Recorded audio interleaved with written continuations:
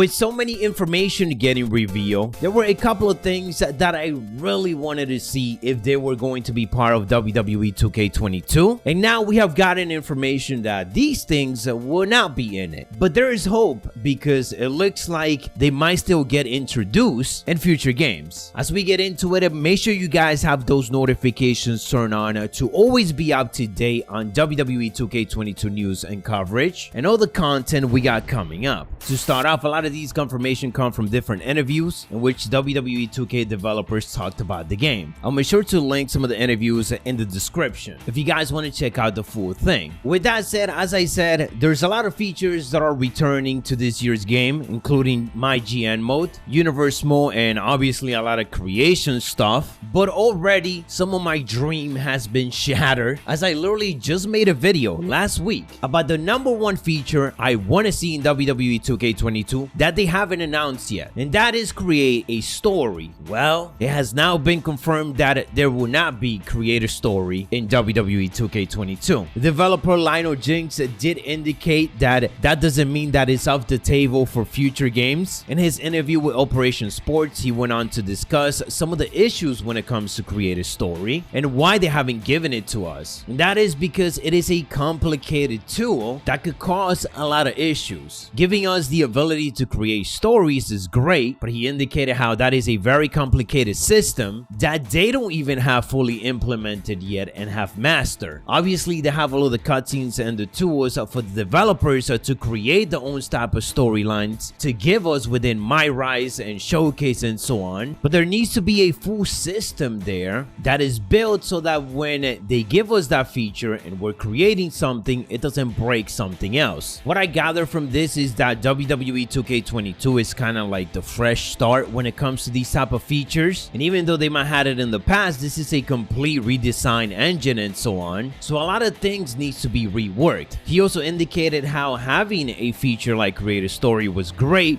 because there were some people that were creating stories, but then there was a majority of people that were not, so they need to try to get a balance of that. But again, the good thing is that at least it's not off the table for future games. Something I was disappointed about was in regards to Highlight Reel. Now, Highlight Reel, it's in the game, but Lionel Jinx did went on to indicate that unfortunately, with so many new features that they needed to focus on, they didn't really have enough time to rebuild that. And he talked about how in order to improve Highlight Reel, that is exactly what they need to do. They need to rebuild it. They didn't have a lot of time to just do that. I'm hoping that there's still slight updates to Highlight Reel. I know they confirm a spectator mode in which you're able to switch the camera angles and everything, doing an actual matchup in My GM, so I would love for that to just be a feature in Highlight Reel within any matches that we're doing, not just in My GM. And last but not least, another feature high up in the list that people wanted to see return is create a finisher. The explanation given as to why we didn't get it is one that actually does make sense, and that is basically that since this is a simulation game, something like creative finisher is